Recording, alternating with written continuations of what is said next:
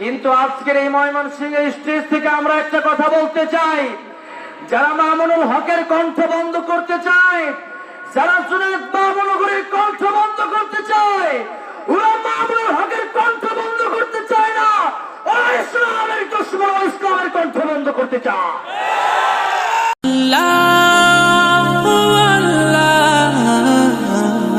তুমি ছাড়া আমি বড় অসহায়, বড় অসহায়। আলহামদুলিল্লাহিল আকরামিল্লাযী খালাকাল ইনসানা ওয়া কাররাম ওয়া আল্লামাহু মিনাল বায়ানি মা লাম ইয়ালাম ফাসুবহানাল্লাযী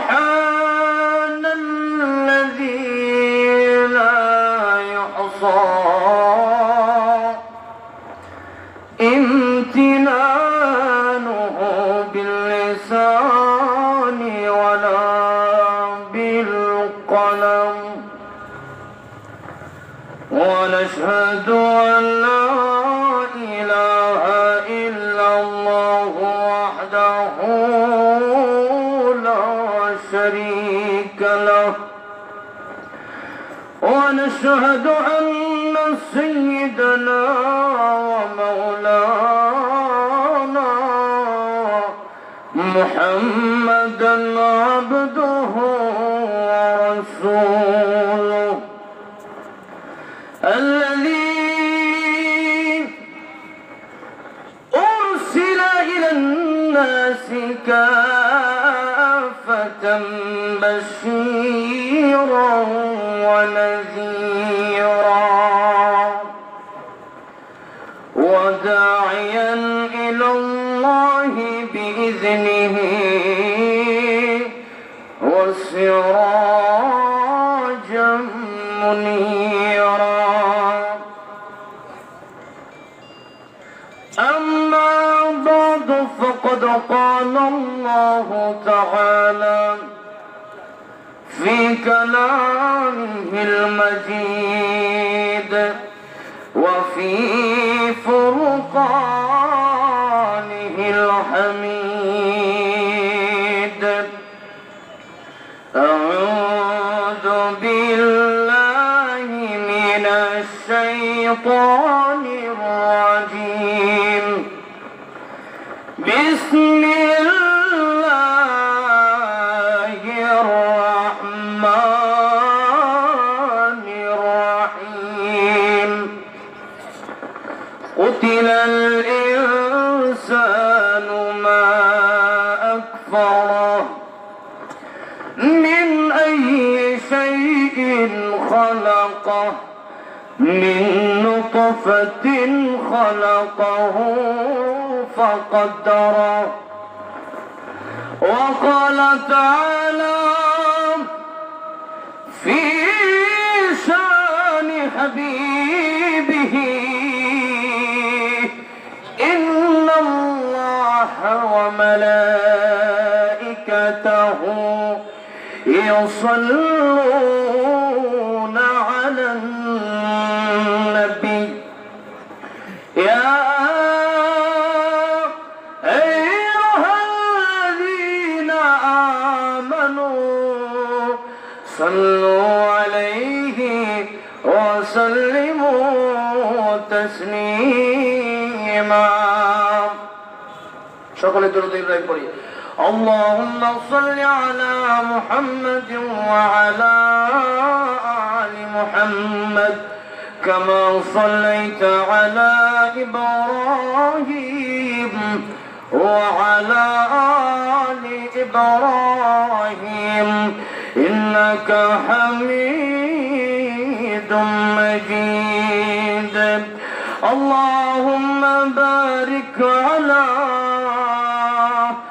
محمد وعلى آل محمد كما باركت على إبراهيم وعلى آل إبراهيم إنك حميد হামিদুম মাজিদ। চুপ করে বসে আছেন, দরুদ শরীফ পড়তে কষ্ট হচ্ছে? দরুদ শরীফ পড়লে লাভ না লস? লাভটা কি আমাদের না নবীর? দরুদ শরীফ পড়লে লাভ না লস? অল্প না বেশি? আল্লাহ নবী বললেন, মান সাল্লা আলাইয়া ওয়াহিদাতান সাল্লাল্লাহু আলাইহি আশারা। কেউ যদি একবার আল্লাহ নবীর জন্য দরুদ পড়ে, আল্লাহ পাক রব্বুল আলামিন তার জন্য কমপক্ষে 10টি রহমত নাযিল করে। তাহলে দরুদ শরীফ পড়লে লাভ আছে না নাই? অল্প না বেশি?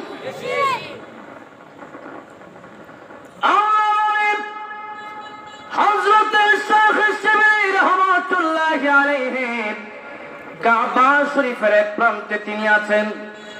এমন সময় তিনি একটা লোককে, একটা যুবককে তাকায় দেখতেছেন। যুবকটার দিকে, যুবকটা বারবার দরুদ শরীফ পড়ে। হযরত শাইখ শিবলি রাহমাতুল্লাহি আলাইহি যুবকটার দিকে তাকায় এবার যুবকটাকে ডেকে ডেকে বলছেন, এই যুবক, তুমি কাবা শরীফ তওয়াফ করার জন্য তো নির্দিষ্ট একটা দোয়া আছে, লাব্বাইক আল্লাহুম্মা লাব্বাইক, তুমি দোয়াটা না পড়ে কেন বারবার তুমি দরুদ পড়ো? তাহলে কি তোমার অন্য কোন দোয়া কি মুখস্থ নাই? তুমি কি পারো না?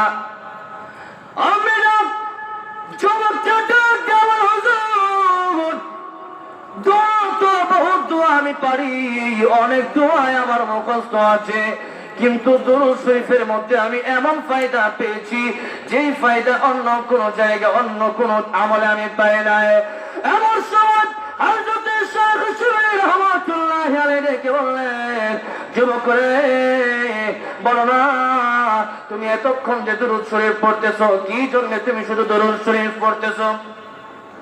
অমনি যুবকটা ডাক দেওয়ান, হুজুর তাহলে শুনেন, দরুদ শরীফ কেন আমি পড়ি? অন্য দোয়া পারি, তারপরও কেন দরুদ শরীফ পড়ি? আমার পিতাকে নিয়ে আমার মাতৃভূমি হইতে আমি কাবা শরীফের দিকে রওনা হইলাম হজ করার জন্য। আগে তো এরকম বিমান ছিল না, ওনারা অনেক কষ্ট করে মক্কা মদিনায় যেতে হতো। হাঁটতে হাঁটতে ওরা যখন বাগদাদ শহরে গিয়ে পৌঁছলেন, এমন সময় ওর বাবা অসুস্থ হয়ে গেল। যুবকটার বাবা অসুস্থ হয়ে গেল, কয়েকদিন হয়ে গেল। যুবকটার বাবা হঠাৎ করে একদিন ইন্তেকাল করলো। কিন্তু যুবকটার সাথে যে সাথীগুলা ছিল, একটা কাফেলা তো ছিল, কাফেলার লোকগুলা বলল, আমরা যদি তোমার বাবার দাফন কাফনের জন্য এখানে বসে থাকি, তাহলে আমাদের হজ দেরি হয়ে যাবে, আমরা হজ পাবো না। এই জন্য আমরা চলে যাই, তুমি এই জায়গার মধ্যে থেকে যাও, তোমার বাবার লাশটা তুমি দাফন করে তারপরে এসো।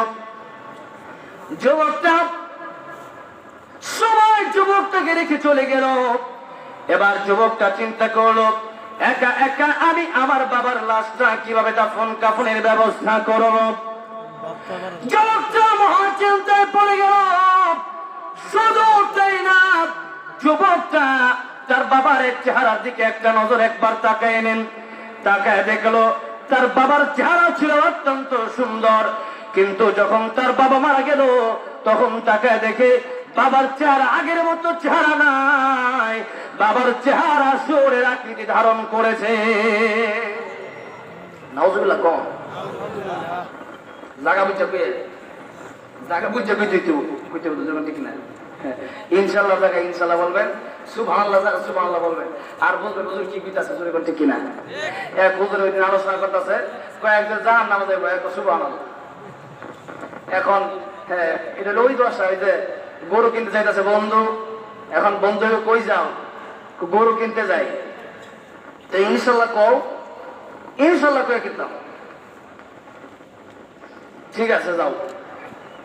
গেছে গরু কিনতে, আবার আইতেছে, কিন্তু আবার আগের মতো খালি আছে। আগে তো পকেটে টাকা ছিল, কই যে গরু কিনতে পারবো, এখন আইতেছে যখন আবার বন্ধুর সাথে দেখা। বন্ধুকে কিরে বন্ধু তোমারও গরু কই? বলে টাকা তো পকেটে ছিল, কিন্তু টাকা চুরি হয়ে গেছে, ইনশাআল্লাহ গরু কিনতে পারি নাই ইনশাআল্লাহ। এখন ইনশাল্লাহ বলে কে গরু পাওয়া যাবে জোরে কম ইনশাল্লাহ তো জায়গা মতো করতে হইব জোরে কোন ঠিক কিনা তো জায়গা মতো পেয়ে যুবক ছেলেটা এর বাবার চেহারা আর আকৃতি দেখে এবার চিন্তা করলো আগে তো আমি চিন্তা করেছিলাম অন্য কাউকে বললে হয়তো আমার বাবার লাশটা দাফন কাফন করবে কিন্তু আমার বাবার চেহারাটা সুরাকৃতিই ধারণ করেছে আমার বাবার এই চেহারা যদি কেউ দেখে তাহলে তো কেউ জানাজা পড়বে না অমনি আমি পেরেশান হয়ে গেলাম আমার বাবার চেহারা কেন এমন হয়ে গেল এমনি আমি চিন্তায় পড়ে গেলাম গভীর রাতে নিজের ঘুম পাইছিল নিজে আমি তন্দ্রচ্ছন্ন হয়ে পড়লাম অমনি আমার মাথাটা হাঁটুর সঙ্গে থেকেই আমি ঘুমায় পড়লাম অমনি স্বপ্নে দেখি একটা লোককে যেন খুব সুন্দর নুরানি চেহারা আমার বাবার ওই চেহারার মধ্যে যখন হাত বোলায় দিয়েছে সঙ্গে সঙ্গে আমার বাবার চেহারা নুরানি উজ্জ্বল চেহারা হয়ে গেছে আমি চিন্তা করলাম এত বিপদের সময় আমার বাবার চেহারাটা সোরের আকৃতি ধারণ করেছে আমার বাবার চেহারাটার মধ্যে কে হাত ভরা দিল এমনি আমি লোকটাকে আর যেতে দিলাম না লোকটাকে ডাক দিয়ে বললাম হুজুর আপনি কে বলেছেন না এত কঠিন বিপদের সময় আমার বাবার চেহারার মধ্যে হাত ভরিয়ে দিয়েছেন আমার বাবার বিপদের সময় আপনি এসেছেন অমনি লোকটা ডাক দিয়ে বলেন আমি অন্য কোন ব্যক্তি না আমি রাহমাতুল লিল আলামিন খাতামুন নবিয়্যিন সাইয়্যিদুল মুরসালিন জনাবে মুহাম্মদুর রাসূলুল্লাহ সাল্লাল্লাহু আলাইহি ওয়াসাল্লাম সুবহানাল্লাহ যুবকেরা আমার শরী আমার চলে আইনকে দেখে বলছেন ওগো নবীজি আমার বাবার মৃত্যুর সংবাদ আপনাকে কে দিয়েছে আল্লাহ নবী বিশ্ব নবী দেখে বলছেন যুবক রে তোর বাবা আমার জন্য প্রতিদিন 300 বার করে দরুদ পড়তো যেরকম কয় শতবার 300 বার দরুদ পড়তো প্রত্যেকটা রাত্রিতে তোমার বাবা আমার জন্য 300 বার করে দরুদ পড়তো আমার জন্য আল্লাহ রাব্বুল আলামিন ফেরেশতা নিযুক্ত করে রেখেছেন কেউ যদি সালাম দেয় কেউ যদি দরুদ পড়ে তাহলে ফেরেশতা আছে যে ফেরেশতার কিছু কান আছে ফেরেশতা আপনি দরুদ পড়ার জন্য আল্লাহর নবীর এখানে আসা দরকার নেই দরুদ পড়ার জন্য আপনি এখান থেকে দরুদ পড়বেন ফেরেশতা আপনার দরুদ আল্লাহর নবীর রোজায় নিয়ে পৌঁছায় দিলে যেরকম সুবহানাল্লাহ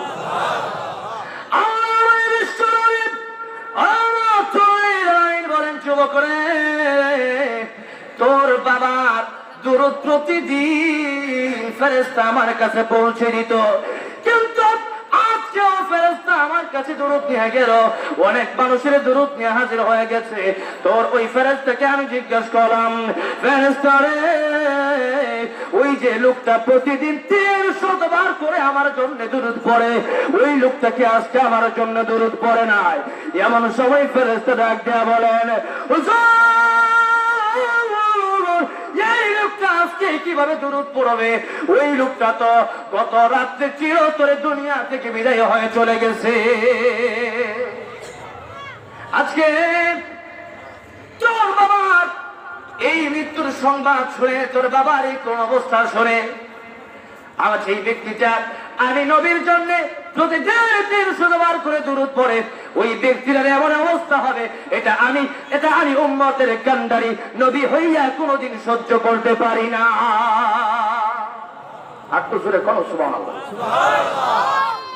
চেহারার চিন্তা শেষ চেহারা ভালো হয়ে গেছে জানাজা কাফন দাফনের দরকার আছে না নাই এখন যুবকটা আবার এই চিন্তা মানুষ আমি কাল ডাক দিব এমন একটা এলাকায় ইমাম সাহেব নাই মুয়াজ্জিন নাই মরুভূমি যুবক ছেলেটা সারা রাত কাটায় দিল বিস্ময় করে ঘটনা দেখে কি ঘটনা ঘটে গেল আজকে যুবকটা এই ঘটনা দেখে ফজর পর্যন্ত অপেক্ষা করলো সকালবেলা তাকে দেখে দিগন্ত হতে অসংখ্য গণিত লোকেরা তার বাবার জানাজায় এসে হাজির হয়ে যায়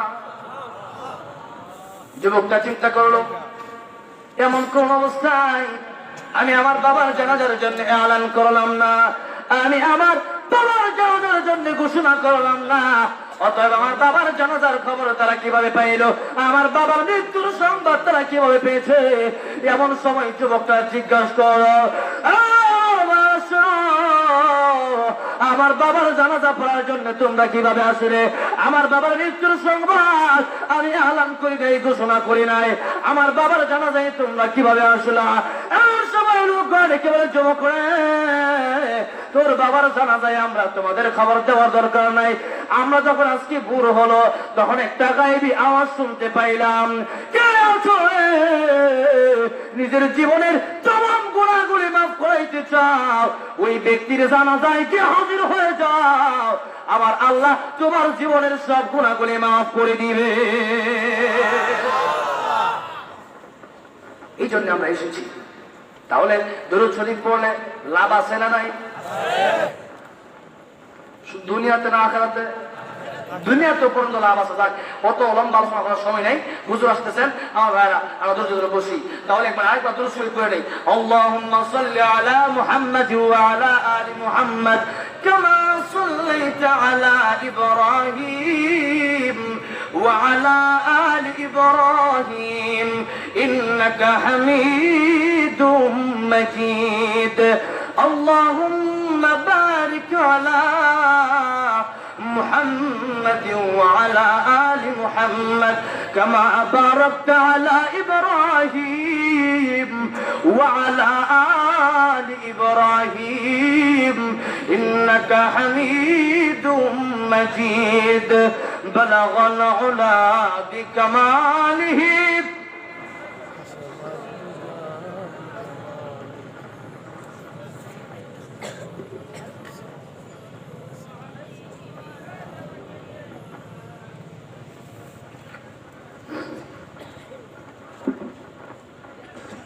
আলহামদুলিল্লাহ। ঐতিহ্যবাহী পশ্চিম গোবরাকুড়া হাফিজা উন্নয়নিয়া মাদ্রাসা হালুয়াঘাট মোমেন শাহের উদ্যোগে আজ 24শে ফেব্রুয়ারি 2021, আজ 24শে ফেব্রুয়ারি আজকের এই ঐতিহাসিক বাৎসরিক বড় সভায় সভাপতি পাশে বসা আছেন পীরে কামেল আলহাজ হযরত মাওলানা ওয়াইজউদ্দিন সাহেব দামাত বরকাতুহুল আলিয়া, মুহতামিম বালিয়া মাদ্রাসা উপতি পশ্চিম গোবরাকুড়া ঈদগাহ মাদ্রাসা ঈদগাহ মাঠ। আল্লাহ পাক হুজুরের নেক হায়াত দান করেন, আমরা পড়ি আমিন। আজকে সহসভাপতি হিসেবে আছেন হযরত মাওলানা জলিল আবেদিন সাহেব দামাত বরকাতুহুল আলিয়া, এবং আজকের যিনি প্রধান অতিথি, আজকের আমাদের প্রধান আকর্ষণ, জিনার বয়ান আমি নিজেও অনেক প্রায় সময় শুনি। অত্যন্ত সুন্দর এবং চমৎকার আলোচনা আজকে আমাদের মাঝে আল্লামা জুবায়ের আহমদ আনসারী রহমতুল্লাহ আলাইহি বেঁচে নাই। ওনার আলোচনা আমরা শুনতাম, কিন্তু আজকে যেহেতু উনি নাই, ওনাদের উত্তর শুনতে দরকার আছে, কোন ঠিক কিনা? ওনার আলোচনা শুনলে মনে হবে, হুজুরের আলোচনা শুনলে মনে হবে কেবলমাত্র জুবায়ের আহমদ আনসারী সাহেব রহমতুল্লাহ আলাইহি মনে এখানে এসেছেন। আল্লাহু আকবার বলেন। কথা ভঙ্গিমা এত সুন্দর, হুজুরের কথা শুনলে মনে হবে জুবায়ের আহমদ আনসারী। আল্লাহ পাক হুজুরের কবরকে জান্নাতে আলা মাকাম বানায় দেন, পড়েন আমিন। আমরা সবাই মোনাজাত করে তারপরে এই মাহফিল থেকে যেতে পারবো না ইনশাআল্লাহ। এবং আমার পূর্বে কথা বলেছেন আজকে বিশেষ বক্তা মাওলানা কাজী বুরহানুদ্দিন রব্বানী সাহেব, এবং যারা কথা বলেছেন আল্লাহ পাক কথাগুলি আমল করার তৌফিক দান করেন, পড়ি আমিন। আল্লাহ পাক এই মাহফিলকে কবুল করেন, পড়েন আমিন। এই মাদ্রাসাকে আল্লাহ পাক কিয়ামত পর্যন্ত কবুল করেন, পড়েন আমিন। মাদ্রাসার যত হাজত আল্লাহ পাক গায়বী খাজনা থেকে ব্যবস্থা করেন, পড়েন আমিন। আল্লাহ পাক এই হালুয়াঘাট মোমেন শাহের ভিতরে যত মাদ্রাসা আছে সব মাদ্রাসাগুলি কিয়ামত পর্যন্ত কবুল করেন, পড়েন আমিন। যত মসজিদ আছে আল্লাহ পাক সব করে মসজিদকে আল্লাহ পাক কিয়ামত পর্যন্ত কবুল করেন, পড়েন আমিন। আজকের এই মাহফিল যারা করলো, আমরা আসলাম বসলাম, আল্লাহ পাক এত বড় একটা মাহফিল কে ওসিলা করে আল্লাহ পাক দুনিয়াতে শান্তি আখিরাতে মুক্তির ব্যবস্থা করেন, পড়েন আমিন।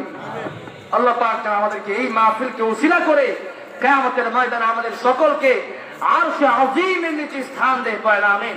আমার ভাইরা, সর্বোপরি আমরা শুকরিয়া জ্ঞাপন করছি আল্লাহ পাকের দরবারে।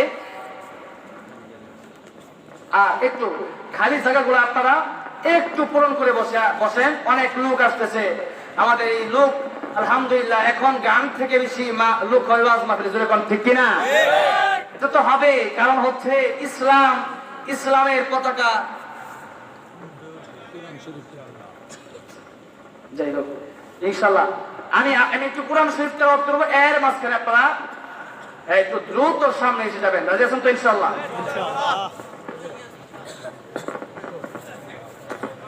أعوذ بالله من الشيطان الرجيم.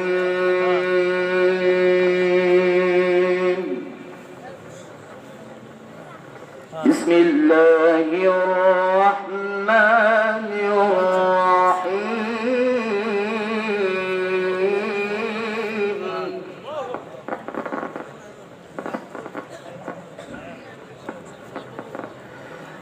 يا أيها الإنسان ما غرك بربك الكريم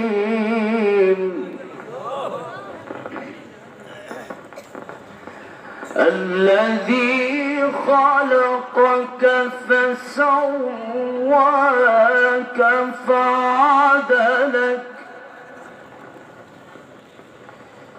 في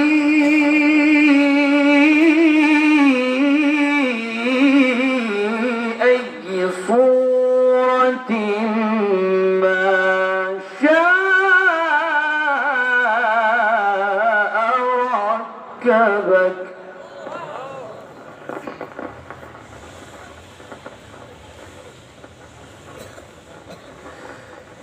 كلا بل تكذبون بالدين وإن عليكم لحافظين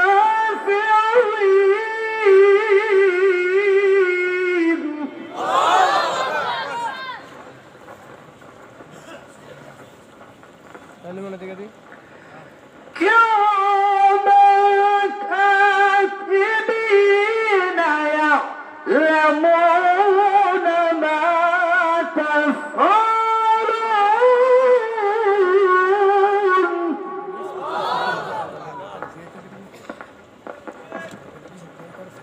إن الأبرار لفي نعيم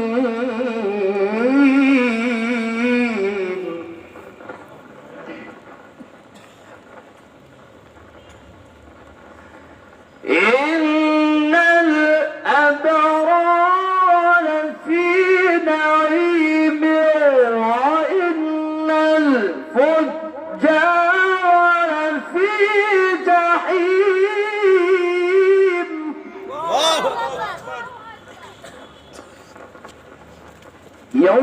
يصلونها يوم الدين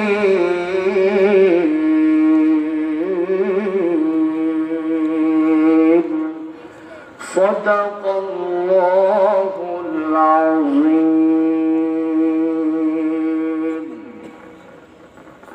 আমরা সকলেই আল্লাহ পাকের দরবারে অসংখ্য অগণিত শুকরিয়া জ্ঞাপন করি যে আল্লাহ পাক এমন নাজুক অবস্থায়, এত খারাপ একটা অবস্থায়, বর্তমানে পরিবেশ বেশি ভালো না, যেরকম ঠিক কিনা?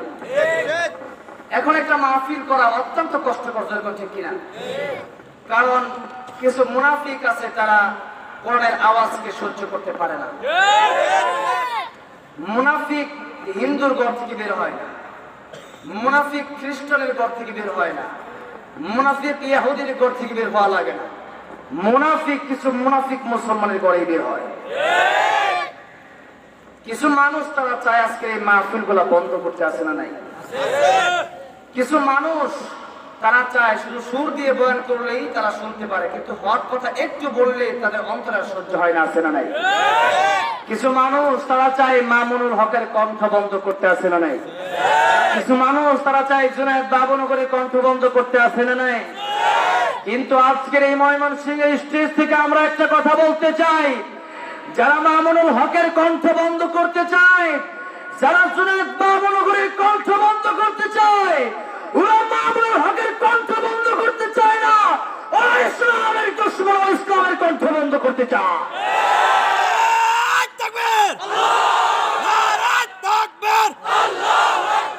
ইসলামের শত্রুরা হুঁশিয়ার সাবধান, অ্যাকশন অ্যাকশন। আমার ভাইরা,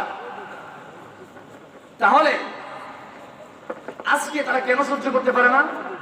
কারণ হলো আজকে অনেকে আমাদেরকে বলতেছে আপনারা হুজুররা কোরআন এবং হাদিস থেকে কথা বলবেন, যেরকম ঠিক কিনা? আরে ভাই, আমরা তো কোরআন হাদিস থেকে এখানে কথা বলি, যেরকম ঠিক কিনা? আমরা কি এখানে গান গাই? যদি কেউ গান গায় সেটা আমি চাই না। আমি কি এখানে বসে বসে গান গাই? বা আজকে হত্যানি ওলামা এখানে আমরা ওই স্টেজে গান গাই না, যেরকম ঠিক কিনা?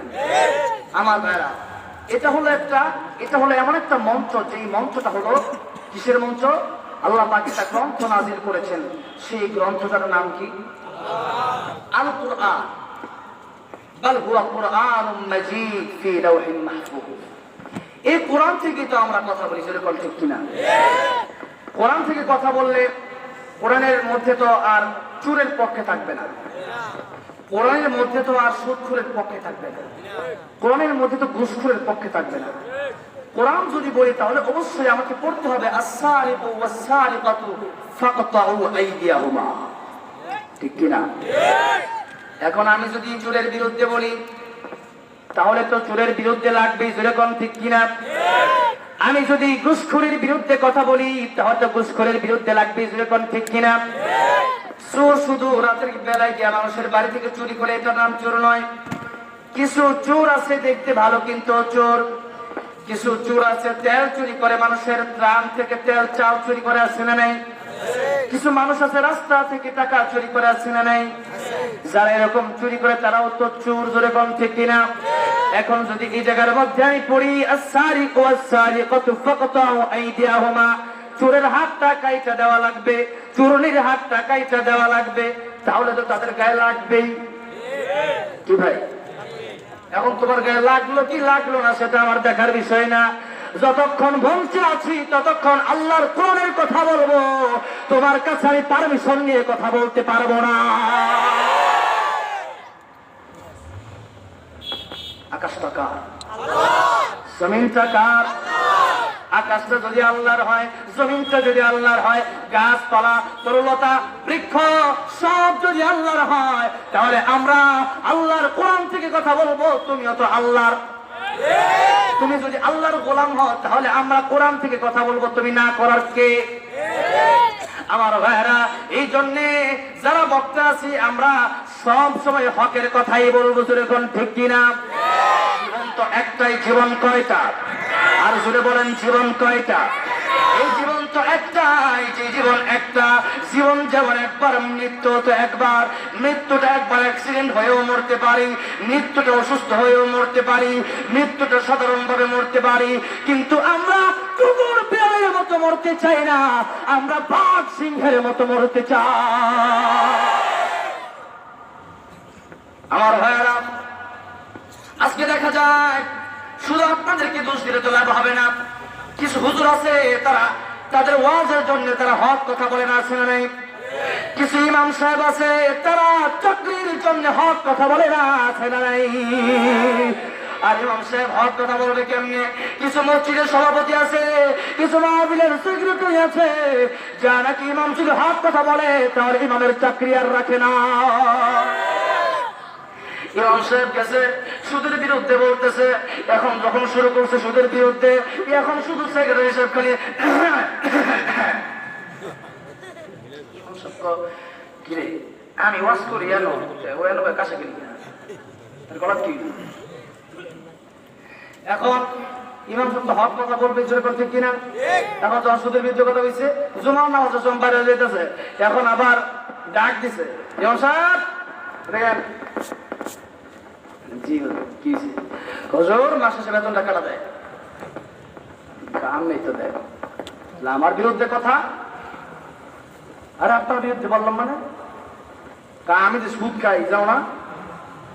আচ্ছা, আর জীবনে সুদের বিরুদ্ধে অস্পতাল। দ্বিতীয় সপ্তাহ মানে মোতালা করে গেছেন ঘুষের বয়ান, ঘুষের বিরুদ্ধে কোনো সুদের বিরুদ্ধে কোন যেত না, একটা কিছু আলোচনা আছে সাপ্তাহিক ধারাবাহিক ভাবে করতে হয়। এখন উনি দাঁড়াবে আলোচনা বার আছে ঘোষিত করবেন। এখন যখন উনি ঘুষের বিরুদ্ধে শুরু করছে, এখন খালি সভাপতি সাহেব খালি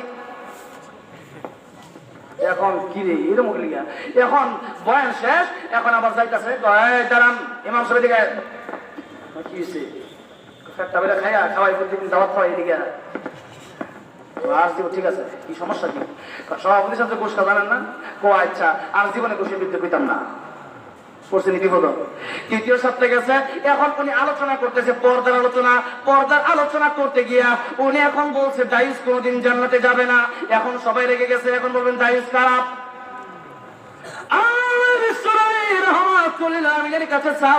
প্রশ্ন করলেন হুজুর দায়ুস কারা? আল্লাহ বিশ্বনবী বললেন সাহাবীরা, যার অধীনে নারীরা পর্দা করে না। আল্লাহ তো কোরআন শরীফের মধ্যে বলেই দিয়েছেন, ইয়া আইয়ুহাল্লাযীনা আমানু কু আনফুসাকুম ওয়া আহলিকুম নারা। আল্লাহ বলছেন তুমিও বাঁচো, তোমার আহলে আয়াত পরিবারকে বাঁচাও। এরকম ঠিক কিনা? এখন যারা নামাজ পড়েন, একলা একলা নামাজ পড়েন, আপনার বউটা কিন্তু নামাজ পড়ে না, তাহলে কিন্তু আপনাকে আল্লাহ ধরবে কি ধরবে না? আপনি যদি আপনার সন্তানকে নামাজি না বানান, তাহলে কিয়ামতের ময়দানে আপনার ধরা খাইবেন কি খাইবেন না? কিয়ামতের ময়দানে তারা বলবেন, প্রভু আমার বাবা আমাকে নামাজ শিক্ষা দেয় নাই, আমার বাবা আমাকে পর্দা করা শিক্ষা দেয় নাই, এই জন্য আমি পর্দা করি নাই, এই জন্য আমি নামাজ পড়ি নাই।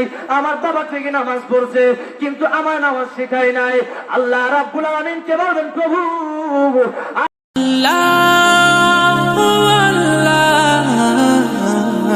তুমি ছাড়া আমি বড় অসহায়, বড় অসহায়।